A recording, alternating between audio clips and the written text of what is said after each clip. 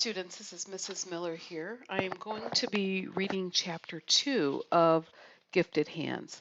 Please go ahead and follow along in your copy of the book. I will be pausing to share some of my thoughts as well. I apologize in advance if there are any distractions. My husband is outside, my daughter is outside. I snuck into the house to do my recordings because I had been outside and then they came outside. So hopefully, that was kind of funny if you think about it, because I was just saying that there might be interruptions and we just had an interruption. So that's just how it is. That's just how it is teaching from home, you all. So here we go. I am on chapter 2 of Gifted Hands. I'm going to be doing my read aloud and think aloud. I think we're able to see the difference, so I probably won't hold my sign up and flip it around. I'll probably just go ahead and share my thoughts with you, okay? Here we go. Chapter 2, Carrying the Load. They're not going to treat my boy that way, Mother said as she stared at the paper Curtis had given her. No, sir, they're not going to do that to you. Curtis had had to read some of the words to her, but she understood exactly what the school counselor had done. What you gonna do, Mother? I asked in surprise. It had never occurred to me that anyone could change anything when school authorities made decisions. I'm going right over there in the morning and get this straightened out, she said. From the tone of her voice, I knew she'd do it. Curtis, 2 years my senior, was in junior high school. 2 years my senior means that he's 2 years older than Ben. When the school counselor decided to place him into the vocational type curriculum. His once low grades had been climbing nicely for more than a year, but he was enrolled in a predominantly white school, and Mother had no doubt that the counselor was operating from the stereotypical thinking that blacks were incapable of college work. I have a text-to-world connection. I'm thinking about what I know from history, how people of color were oftentimes put on a vocational track instead of in a college track, just because people felt like people of color couldn't be successful in college. So it sounds like Curtis was on the receiving end. Remember, Curtis is Dr. Carson's brother. Of course, I wasn't at their meeting, but I still vividly remember what Mother told us that evening. I said to that counselor woman, my son Curtis is going to college. I don't want him in any vocational courses. Then she put her hand on my brother's head. Curtis, you are now in the college prep courses. This tells me something about Mom's character traits. This helps me know that she is a proud woman. She is persuasive. Whatever, we don't know what she said, but whatever it is she said, those counselors changed their minds and went ahead and put Curtis in the college track classes, the college prep courses. That story illustrates my mother's character. Character. Someone's character, that's the words that make up their personality. She was not a person who would allow the system to dictate her life. Mother had a clear understanding of how things would be for us boys. My mother is an attractive woman, 5'3" and slim, although when we were kids, I'd say she was on the plump side of medium. Today, she suffers from arthritis and heart problems, but I don't think she has slowed down much. Sonia Carson has the classic type A personality. Text to self connection. I also have a classic type A personality. Hardworking, goal-oriented, driven to demanding the best of herself in any situation, refusing to settle for less. She's highly intelligent, a woman who quickly grasps the overall significance rather than searching for details. She has a natural ability, an intuitive sense that enables her to perceive what should be done. That's probably her most outstanding characteristic. Because of that determined, perhaps compulsive personality that demanded so much from herself, she infused some of that spirit into me. I don't want to portray my mother as perfect because she was human too. At times, her refusing to allow me to settle for less than the best came across as nagging, demanding, even heartless to me. When she believed in something, she held on and wouldn't quit. I didn't always like hearing her say, you weren't born to be a failure, Benny. You can do it. Or one of her favorites, you just ask the Lord and he'll help you. Being kids, we didn't always welcome her lessons and advice. Resentment and obstinance crept in, but my mother refused to give in. Resentment. Sometimes I feel like my students have resentment towards me when I push them and push them and push them so hard because I know what they're capable of doing. I know what you all are capable of doing. And so that same feeling of annoyance that in the past my students have had with me, that resentment, or you all would never feel that way about me, I'm sure. But that same feeling is the feeling that he had towards his mom because she was always telling him, you can do it, or just ask the Lord, he'll help you. Over a period of years, with Mother's constant encouragement, both Curtis and I started believing that we really could do anything we chose to do. That's that growth mindset that we talk so much about. Like, you have to change your mindset to believe you can do anything. And then once you change your mindset, listen, the sky's the limit. The sky is the limit. Maybe she brainwashed us into believing that we were going to be extremely good and highly successful at whatever we attempted. Even today, I can clearly hear her voice in the back of my head saying, Benny, you can do it. Don't you stop believing that for 1 second. Mother had only a third grade education when she married.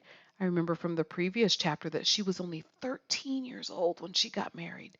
13. That's not much older than you all are now. Yet she provided the driving force in our home. She pushed my laid back father to do a lot of things. Largely because of her sense of frugality, they saved a fair amount of money and eventually bought our first house. I suspect that had things gone Mother's way, ultimately they would have been financially well off, and I'm sure she had no premonition of the poverty and hardship she'd have to face in the years ahead.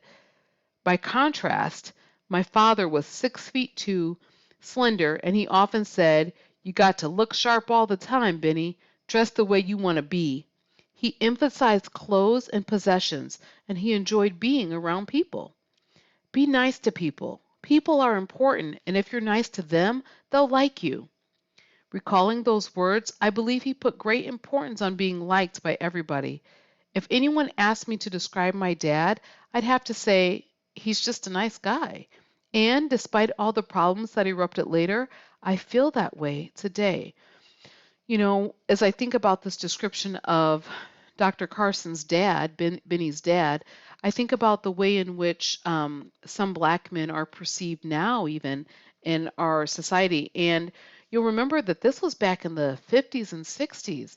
This is during the time of Dr. Martin Luther King Jr. And so I understand then why his dad felt like he needed to be liked by everybody and dressed well so that people wouldn't think badly about him and assume that he was a criminal or anything like that. So I get where he's coming from. I really do.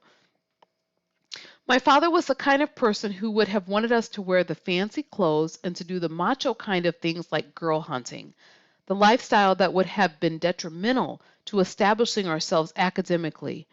In many ways, I'm now grateful my mother took us out of that environment.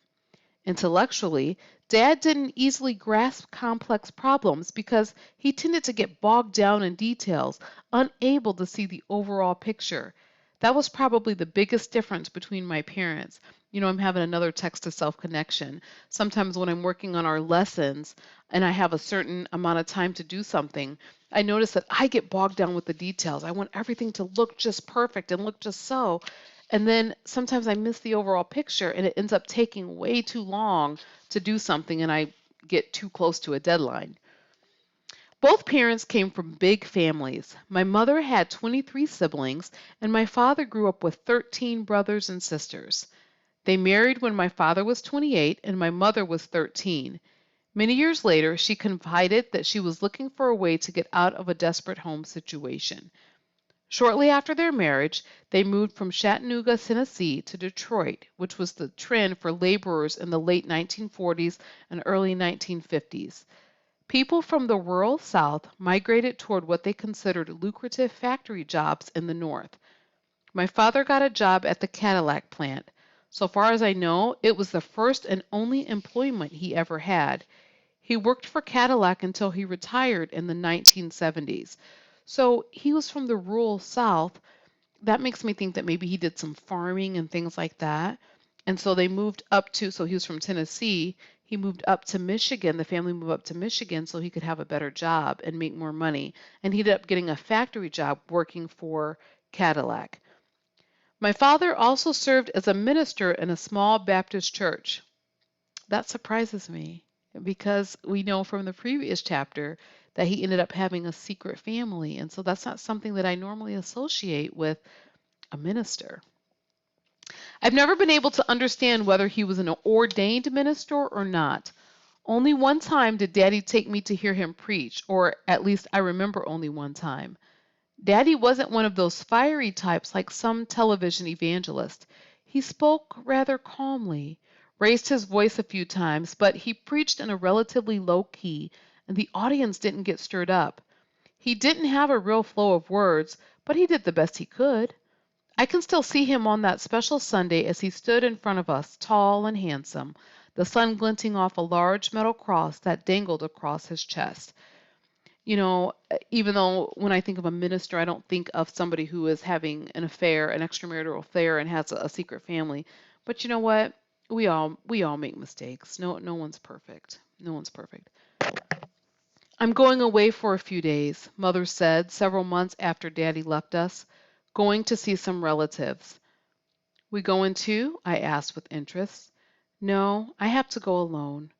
Her voice was unusually quiet. Besides, you boys can't miss school. Before I could object, she told me that we could stay with neighbors. I've already arranged it for you. You can sleep over there and eat with them until I come back. Maybe I should have wondered why she left, but I didn't. I was so excited to stay in somebody else's house because that meant extra privileges, better food, and a lot of fun playing with the neighbor kids. I wonder if she really was going to visit relatives. Somehow I doubt it. That's the way it happened the first time and several times after that. Mother explained that she was going away for a few days and we would be taken care of by our neighbors. Because she carefully arranged for us to stay with friends, it was exciting rather than frightful. Secure in her love, it never occurred to me that she wouldn't be back. It may seem strange, but it is a testimony to the security we felt in our home. I was an adult before I discovered where Mother went when she visited relatives. When the load became too heavy, she checked herself into a mental institution. That breaks my heart. That breaks my heart because I know how it is to be a woman under all of the pressure of the world and, between her husband who had a whole nother family. So that feeling of betrayal, raising her sons on her own, not having much money, having given up her dreams when she was just 13 to get married. It just became too much. But I do think that it's wonderful that she knew to check herself into a mental institution because there's such stigma. I feel like there's a lot of stigma, especially in the Black community, about not going to mental institutions and not getting help with your mental well-being, your emotional well-being. But that's really important. The separation and divorce plunged her into a terrible period of confusion and depression, and I think her inner strength helped her realize she needed professional help and gave her the courage to get it. Usually she was gone for several weeks at a time. We boys never had the slightest suspicion about her psychiatric treatment. She wanted it that way. This tells me that one of her character traits is protective. She's so protective of her boys. She doesn't want them to be exposed to the ugliness of life more than they've already had to be. And so she didn't tell them where she was really going. With time, Mother rebounded from her mental pressures, but friends and neighbors found it hard to accept her as healthy. See, that's that stigma I was just talking about. We kids never knew it, for Mother never let on how it hurt her. But her treatment in a mental hospital provided neighbors with a hot topic of gossip, perhaps even more because she had gone through a divorce. So I'm imagining if there was Snapchat or Instagram or something back in this day, which there wasn't, but if there had been, I could just see the neighbors sending off their messages. Oh, there goes, just I don't even want to say the words, but just saying really negative, nasty things because she was taking care of her mental well-being. Mother not only had to cope with providing a home and making a living to support us, but most of her friends disappeared when she needed them most. My heart just breaks for her. Because Mother never talked to anyone about the details of her divorce, people assumed the worst and circulated wild stories about her. I just decided that I had to go about my own business, Mother once told me, and ignore what people said. She did, but it couldn't have been easy. It hurts to think of how many lonely, tearful times she suffered alone. Finally, with no financial resources to fall back on, Mother knew she couldn't keep up the expenses of living in our house, modest as it was. The house was hers as part of the divorce settlement, so after several months of trying to make it on her own, Mother rented out the house, packed us up, and we moved away. This was one of the times when Dad reappeared, for he came back to drive us to Boston. Mother's older sister, Jean Avery, and her husband, William, agreed to take us in. We moved into the Boston tenements with the Averys. Their children were grown, and they had a lot of love to share with two little boys. In time, they became like another set of parents to Curtis and me, and that was wonderful, for we needed a lot of affection and sympathy then. For a year or so after we moved to Boston, Mother still underwent psychiatric treatment. Her trips away lasted 3 or 4 weeks each time. We missed her, but we received such special attention from Uncle William and Aunt Jean when she was gone that we liked the occasional arrangement. The Averys assured Curtis and me, "Your mama is doing just fine." After getting a letter or a telephone call, they'd tell us, "She'll be back in a few more days." They handled the situation so well that we never had any idea how tough things were for our mother, and that's just how the strong-willed Sonia Carson wanted it to be. That concludes Chapter 2.